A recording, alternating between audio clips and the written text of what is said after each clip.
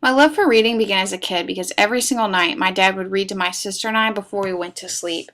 Usually it was some kind of fairy tale or princess story, and I remember telling him that I learned how to read once, and I would repeat the words that I had memorized him saying as I turned the pages and pretended like I was reading myself.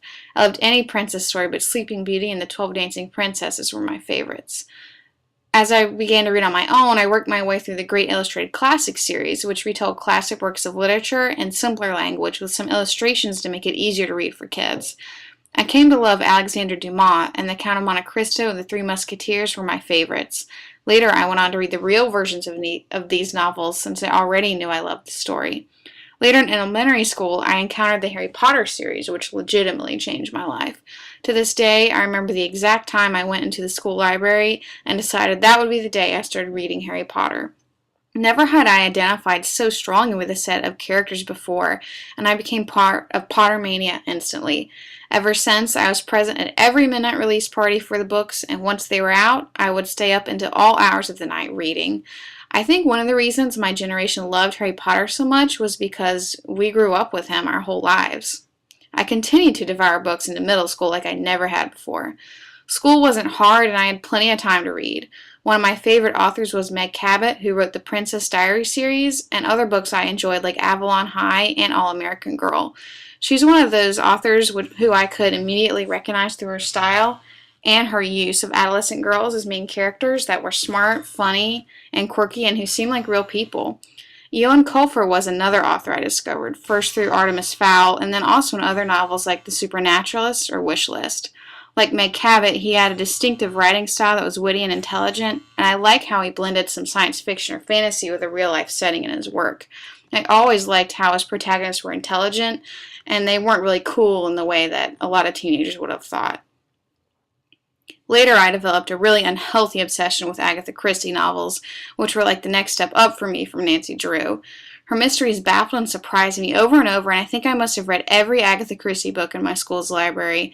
The first book of hers I read was The Orient Express, and my favorite of hers, hands down, was And Then There Were None.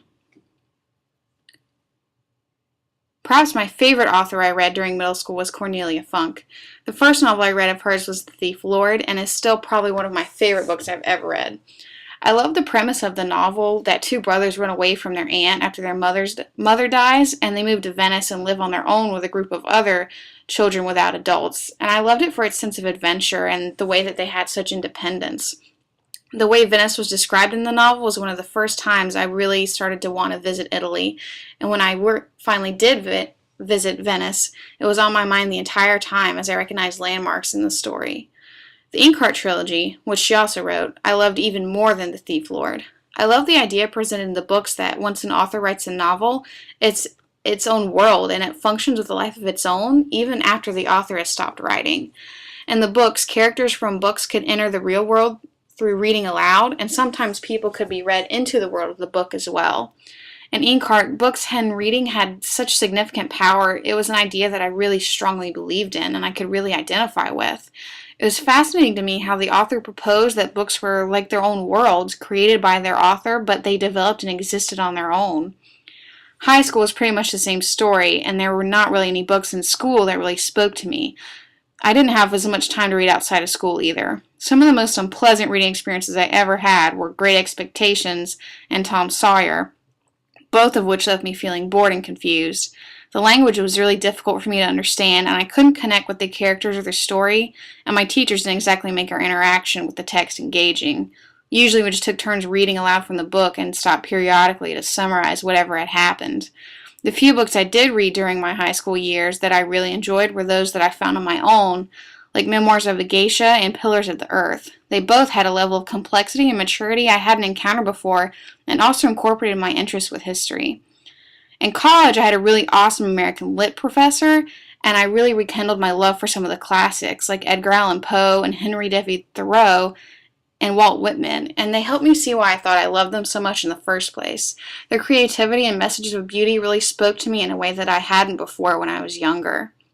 The other college class, which significantly impacted me as a reader, was my Contemporary World Lit class.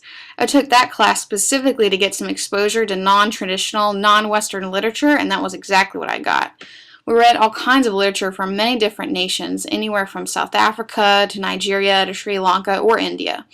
The contemporary style of writing made them really easy to read, and it also helped us address current issues from a different perspective. We got to talk about global issues like poverty, race relations, and human rights issues. Probably my favorite book from that class was Wide Sargasso Sea, which gives the backstory before Jane Eyre of how Rochester and his wife first met from their point of view. What I loved most about the novel was its style and the way the author really questioned the treatment of the first wife in Jane Eyre and the assumptions that a lot of readers made about her, and it challenged some established ideas. There are a lot of things I want to do as a language arts teacher and a lot of things I want to avoid. I don't want to sit at my desk while my students listen to a random person read to them off a CD. I don't want to force my students to read books they hate and they don't understand or can't relate. I want to give them some choice that I never had and help them be engaged in a way with their text that will leave them wanting more.